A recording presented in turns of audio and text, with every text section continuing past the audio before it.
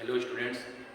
पिछले पार्ट में हम लोग सॉल्यूशन का पार्ट फर्स्ट पढ़े थे, जिसमें पढ़े थे सॉल्यूशन क्या होता है, कितने टाइप का होता है और उसके कंसंट्रेशन को मेजर करने की अलग अलग विधियाँ, जिसमें बहुत सारी यूनिट्स के बारे में पढ़े थे। ये सॉल्यूशन का पार्ट 2 है, जिसका मेन नाम है विलेनों के अणुसंख्य गुण। विलेनों के अणुसंख्य गुण कौन से विलेनों के? अब हम लोग को ऐसे विलेन के बारे में पढ़ना है जिसमें प्रेजेंट सॉल्यूट और सॉल्वेंट में से जो सॉल्यूट होगा वो नॉन वोलेटाइल नेचर का हो, मतलब अवाष्पशील वो, और सॉल्यूशन में न तो डिसोसिएशन दिखाए, मतलब न तो जाके टूट जाए, और न तो एसोसिएशन दिखाए, मतलब जाके जुड़े। और वो किस स्टेट में होना चाहिए? सॉलिड स्टेट में होना चाहिए। और सॉल्वेंट लिक्विड स्टेट में होगा। ठीक है, जैसे कोल्ड ड्रिंक होता है, उसमें कौन सी गैस भरी जाती है? CO2 गैस डाली जाती है। ढक्कन में जब भरने से पहले CO2 भरी जाती है, लेकिन जब ढक्कन का सील हम लोग ओपन करते हैं उसमें से CO2 ही बाहर निकलती है। मतलब CO2 डाली गई और CO2 ही निकली, मतलब सॉल्यूशन में CO2 न तो डिसोसिएशन दिखाई न तो एसोसिएशन दिखाई। और यहाँ पे लिखा है अणुसंख्य गुण। अणुसंख्य गुण नमो क्लियर है, अणुओं की संख्या पर ऐसा गुण जो किस पर निर्भर करे? अणुओं की संख्या पर। किसके अणुओं की? विलेय के अणुओं की संख्या पर। अंग्रेजी में कहेंगे colligative property does depends upon number of solute particles. तो सॉलिड पार्टिकल्स की संख्या जितने ज़्यादा रहेगी, अणुसंख्य गुण का मान उतना ही अधिक होगा। तो अणुसंख्य गुण कितने होते हैं? टोटल 4 बताए गए हैं, जिसमें से पहला है lowering of vapour pressure, Hindi है वाष्प दाब का अवनमन। दूसरा है इलिवेशन इन बॉइलिंग पॉइंट, और तीसरा है डिप्रेशन इन फ्रीजिंग पॉइंट, और चौथा है ऑस्मोटिक प्रेशर, हिंदी है परासरण दाब। इन्हीं चारों के बारे में हम लोग को पढ़ना है। तो सबसे पहला हम लोग पढ़ेंगे लोअरिंग ऑफ वेपर प्रेशर, वाष्प दाब का अवनमन। तो सबसे पहले हम लोग को पढ़ना रहेगा कि वाष्प दाब होता है। वाष्प दाब की अंग्रेजी होती है वेपर प्रेशर। वेपर प्रेशर पता करने के लिए सबसे पहले एक बर्तन ले लेंगे, इस बर्तन में लिक्विड भर लेंगे, प्योर सॉल्वेंट, और ये सॉल्वेंट क्या रहेगा? लिक्विड की तरह बिहेव करेगा। भर लेंगे, इसको ढक्कन के ऊपर बंद कर देंगे। अब नीचे से हीट किया जाएगा।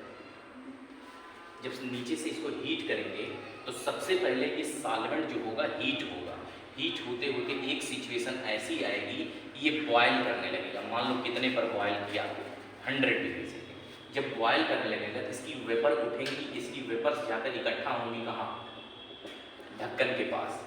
वेपर्स किस फेज में है? गैस फेज में। तो ढक्कन के पास लगातार इकट्ठा होंगी। ऊपर जा नहीं पाएंगी क्योंकि ढक्कन है, इधर जा नहीं पाएंगे क्योंकि दीवार है, इधर जा नहीं पाएंगे क्योंकि दीवार है।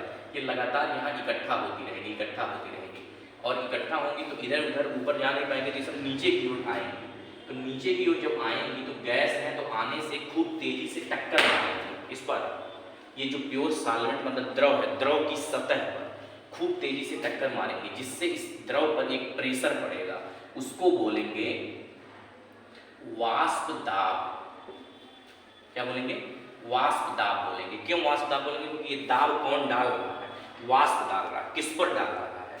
द्रव पर। इसको बोलते हैं द्रव का वाष्प दाब या वेपर प्रेशर ऑफ लिक्विड। ठीक है, तो इस तरह से जब किसी भी लिक्विड को हीट किया जाता है तो जब हीट करेंगे इसकी वेपर उठेगी, और वेपर उठेगी तो जाके ऊपर द्रव मतलब उसके ढक्कन से टकराएगी, अगल बगल दीवारों से टकराएगी। दीवारों से टकराने के बाद पुनः रिटर्न होकर नीचे जब आएगी तो नीचे खूब तेजी से इस द्रव की सतह से टकराएगी, जिससे उसकी द्रव की सतह पर एक प्रेशर पड़ेगा। और वो प्रेशर कौन लगा रहा है? वाष्प। इसलिए उसका नाम होगा वाष्प दाब, वेपर प्रेशर। और ये वेपर प्रेशर किसका है? इसी लिक्विड का, इसलिए बोलेंगे द्रव का वाष्प दाब या सॉल्वेंट का वाष्प दाब। ठीक है, तो इसमें हम लोग यहाँ लिख सकते हैं कि ये वेपर प्रेशर जो किसका है? द्रव का। इससे संबंधित वाष्प दाब से संबंधित राउल्ट नाम के एक साइंटिस्ट हैं, उन्होंने अपना एक नियम दिया है। इसको बोलते हैं राउल्ट्स लॉ। और वो बोले हैं कि मान लेते हैं दो गैसें हैं, जैसे देखो एक लिक्विड है और ये दूसरा लिक्विड है, ये लिक्विड ए है, ये लिक्विड बी है। इसका मान लेते हैं अगर ये प्योर लिक्विड ए है, ये प्योर ए है और ये प्योर बी है, इसका जो वेपर प्रेशर होगा वो होगा P नॉट ए, और इसका जो वेपर प्रेशर है प्योर बी का P नॉट बी। ठीक है, अगर इन दोनों लिक्विड ए और बी को आपस में मिला दिया गया तो इसका एक मिक्सचर तैयार हो जाएगा। ये मिक्सचर होगा और इस मिक्सचर में कौन होगा, ए भी होगा और बी भी होगा। तो इस मिक्सचर का वेपर प्रेशर कितना होगा, इसी को निकालने के लिए इन्होंने अपना नियम दिया है। किसने, राउल्ट्स ने। इसके पहले हम लोग बात करेंगे, राउल्ट्स नियम ये कहता है कि किसी भी कंपोनेंट का जो वेपर प्रेशर होता है, मान लो कंपोनेंट ए का और ये कंपोनेंट बी का है वेपर प्रेशर, तो ये जो मिक्सचर है इसमें दोनों कंपोनेंट प्रेजेंट है, कौन कौन, ए और बी। तो कहता है इस मिक्सचर में कंपोनेंट ए का जो वेपर प्रेशर होगा वो उस मिक्सचर में प्रेजेंट उसके मोल फ्रैक्शन के डायरेक्टली प्रोपोर्शनल होगा। ये मिक्सचर है, इस मिक्सचर में लिक्विड ए और बी दोनों हैं, तो कहता है इस मिक्सचर का जो वेपर प्रेशर होगा वो वेपर प्रेशर किस पर डिपेंड करेगा, ए पर भी, ए के वेपर प्रेशर पर और बी के वेपर प्रेशर पर। तो पहले ए की बात कर रहा है, जो कंपोनेंट ए का वेपर प्रेशर होगा उस कंपोनेंट के मोल फ्रैक्शन के डायरेक्टली प्रोपोर्शनल होगा। ये प्रोपोर्शनलिटी साइन हटाएंगे, लिखेंगे P A is equal to P A naught और काई ए। इक्वेशन नंबर 1, ये पी ए नॉट क्या है, वेपर प्रेशर है आप प्योर ए का, जब ए केवल अकेला था उसमें उसका वेपर प्रेशर है पी नॉट ए। सिमिलरली इसी तरह से जो वेपर प्रेशर ऑफ बी होगा वो डायरेक्टली प्रोपोर्शनल होगा mole fraction of component B के। उसके लिए भी लिख देंगे पी बी इक्वल टू होगा पी बी नॉट और काई बी, ये इक्वेशन नंबर 2 होगा। ये पी बी क्या है, ये vapour pressure of component be in the mixture, और पी बी नॉट क्या है, vapour pressure of component be in pure state. जब बी अकेले था तो उसमें उसका वेपर प्रेशर पी नॉट भी है और ये पी बी किस में है, मिक्सचर में, उसी तरह से उसके लिए है। तो राउल्ट जो बोले हैं अकॉर्डिंग टू राउल्ट्स लॉ, वो बोले हैं अगर दो कंपोनेंट को मिक्सचर में मिला दिया गया है तो जो मिक्सचर का वेपर प्रेशर होगा वो दोनों कंपोनेंट के वेपर प्रेशर के सम के बराबर होगा। तो मिक्सचर का वेपर प्रेशर इक्वल टू होगा पी ए, यहाँ से पुट कर देंगे पी ए नॉट काई ए और पी बी नॉट काई बी। ये किसका वेपर प्रेशर आया, मिक्सचर का। यही राउल्ट्स का नियम है। ये अगर दो गैसें मतलब दो लिक्विड्स हों उनका जो उनको अगर एक मिक्स कर दिया जाए तो मिक्सर का जो वेपर प्रेशर होगा वो दोनों कंपोनेंट के वेपर प्रेशर के सम के क्या होगा, बराबर होगा। फिर इसको यूज करके इसमें भर देंगे, ये राउल्ट्स का एक नियम निकल जाएगा। ठीक है, तो राउल्ट इन्होंने बताया है, राउल्ट इसी आधार पे बताए हैं कि सॉल्यूशन दो प्रकार के होते हैं, एक आइडियल सॉल्यूशन, दूसरे नॉन आइडियल सॉल्यूशन। जो सॉल्यूशन राउल्ट्स के नियम को फॉलो करते हैं वो आइडियल सॉल्यूशन होते हैं, और जो राउल्ट्स के नियम को फॉलो नहीं करते हैं वो नॉन आइडियल सॉल्यूशन होते हैं। मीन्स कहने का ये है कि अगर pressure of mixture equal to P A plus P B अगर बराबर होंगे तो जो बना हुआ सॉल्यूशन होगा वो कैसा सॉल्यूशन होगा, आइडियल सॉल्यूशन होगा। और जो इसको फॉलो नहीं करेंगे, P mixture is not equal to P A plus P B, वो कैसा सॉल्यूशन होगा, नॉन आइडियल सॉल्यूशन। तो इस तरह से टॉपिक में है, तुम लोग के उसको पढ़ोगे थियरी में तो थोड़ा थोड़ा समझ में आ जाएगा। ये पूरी बात थी राउल्ट से रिलेटेड, लेकिन हमारे हेडिंग का नाम है वाष्प दाब का अवनमन।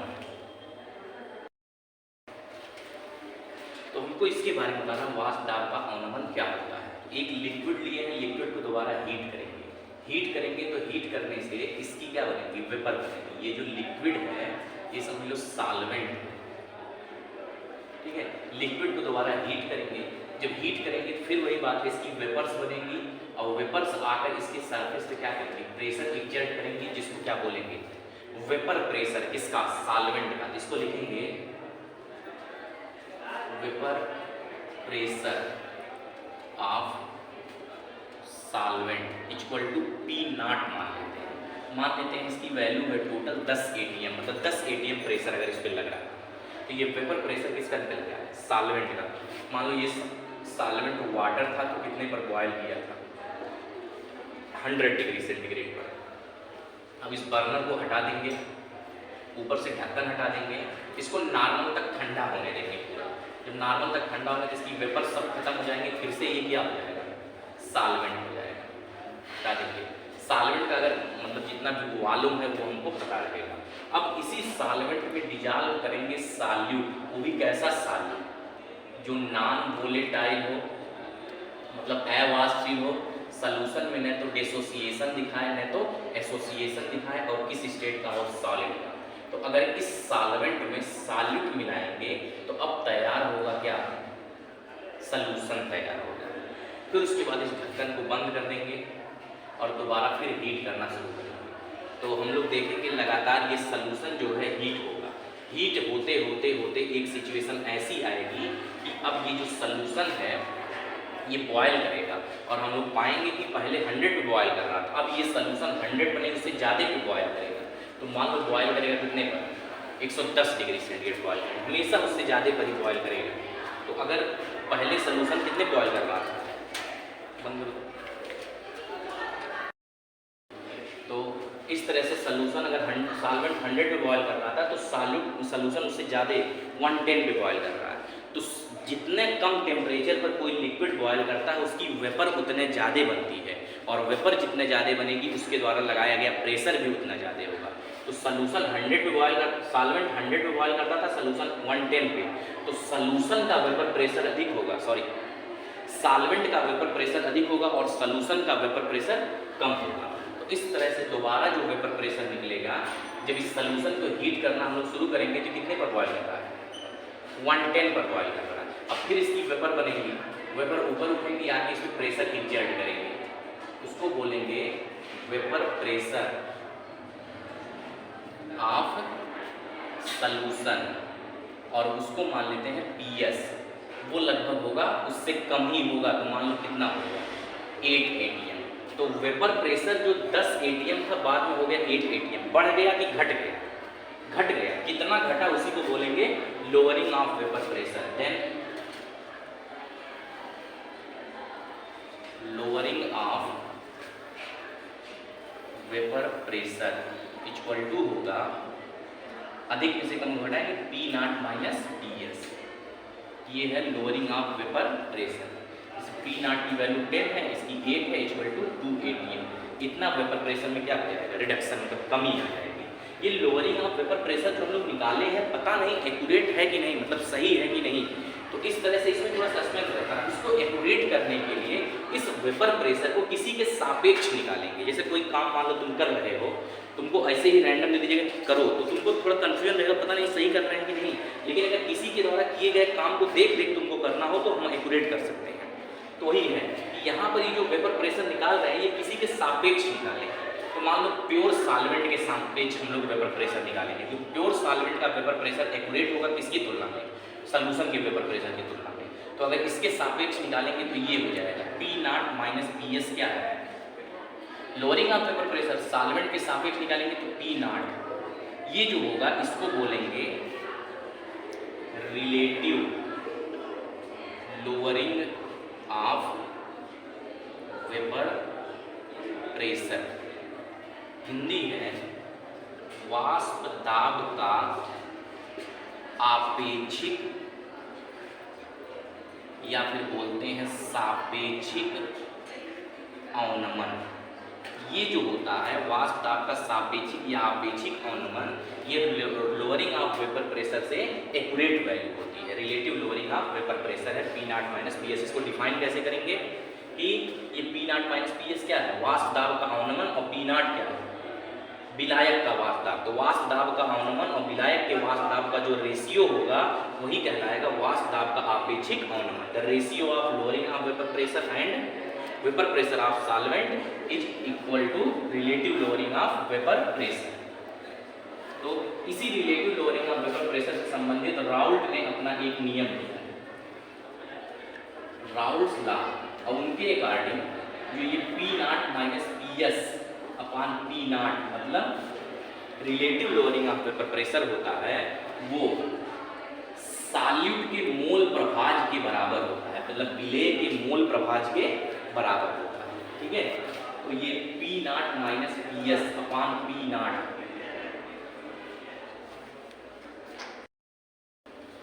इस relative lowering of vapour pressure जो होगा वो सॉल्यूट के वेपर प्रेशर, सॉल्यूट के मोल फ्रैक्शन के बराबर होगा। सॉल्यूट का मोल फ्रैक्शन इक्वल टू होता है n upon n plus capital. ठीक है, ये राउल्ट्स लॉ है। ये P naught minus P S क्या है, वाष्प दाब का अपेक्षिक अवनमन n upon n plus capital N है, विलेय का मोल प्रभाव। यहाँ पे कह देंगे for dilute solutions, dilute solutions के लिए जो स्मॉल n मतलब number of moles of solute होता है वो मच लेस देन होता है कैपिटल N के। देन ये जो n प्लस n की वैल्यू होगी इसको अप्रॉक्सीमेटली इक्वल टू हम लोग कैपिटल N मान लेंगे, विलायक के मोलों की संख्या के बराबर। इसको इसमें पुट कर देंगे तो P naught minus P S upon P naught equal to होगा small n upon capital N। ये किसके लिए रिलेशन है, केवल डाइल्यूट सॉल्यूशन के लिए। P naught minus P S upon P naught equal to small n equal to होता है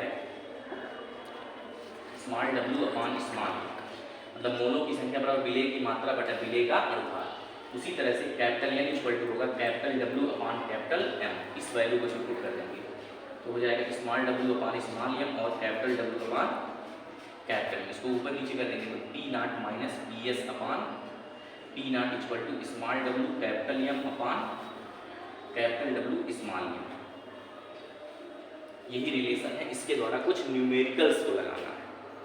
और ये जो रिलेशन आया है ये किसके लिए आया है, डाइल्यूट सॉल्यूशन के लिए। लेकिन कभी कभी जब हम लोग न्यूमेरिकल लगाएंगे तो न्यूमेरिकल लगाते समय वहाँ सीधे सीधे कह देगा किसी सॉल्यूट का इतना ग्राम इतने सॉल्वेंट में डिजॉल्व है तो उसका relative lowering of vapour pressure निकालो। तो ऐसी सिचुएशन में हम लोग ये नहीं जान पाएंगे कि सॉल्यूशन डाइल्यूट है कि कंसंट्रेट है। तो एक ऐसा रिलेशन दूसरा डेवलप करेंगे जिसमें जो डाइल्यूट और कंसंट्रेशन दोनों के लिए अप्लीकेबल हो। तो इसको बस थोड़ा सा मॉडिफाई करना है और जो दोनों के लिए अप्लीकेबल होगा तो ऐसे लिखेंगे for dilute and concentrated solutions, मतलब दोनों के लिए। तो जो ये रिलेशन है P naught minus P S upon P naught equal to small n upon n plus capital N, इसको इन्वर्ट कर दें उल्टा तो हो जाएगा P naught minus P S upon P naught equal to n plus capital N upon small n, दोनों से divide कर दें। P naught minus P S upon P naught equal to होगा small n upon n plus capital N upon n, n से n cut जाएगा। P naught minus P S upon P naught equal to हो जाएगा 1 plus capital N upon small n, 1 को इधर कर देंगे तो P naught minus P S upon P naught minus 1 equal to capital N upon small n। LCM लेंगे P naught का तो P naught minus P S minus P naught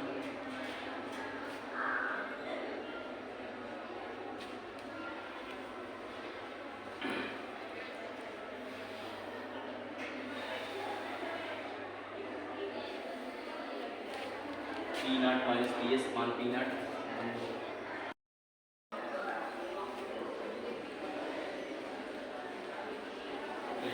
P naught minus P S, ये P naught upon P naught minus P S, ये 1 इधर आएगा हो जाएगा P naught upon LCM ले लेंगे P naught minus P S, तो ये हो जाएगा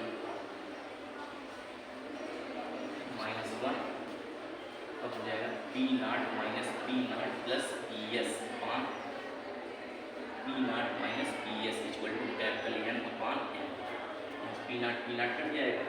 इसके बाद ये लिखेंगे P S upon P naught minus P S equal to capital N upon small n। इसको इन्वर्ट कर देंगे तो P naught minus P S upon P S equal to होगा n upon capital N। n upon capital N की value फिर से जब भर देंगे तो P naught upon P S equal to small w capital M upon capital W small, ये relation और ये रिलेशन, ये दोनों एकदम सेम है, बस अंतर क्या है, पी नाट माइनस पी एस यहाँ भी है, यहाँ पी नाट है, यहाँ पी एस है, और बाकी W capital M small capital W small M यहाँ है।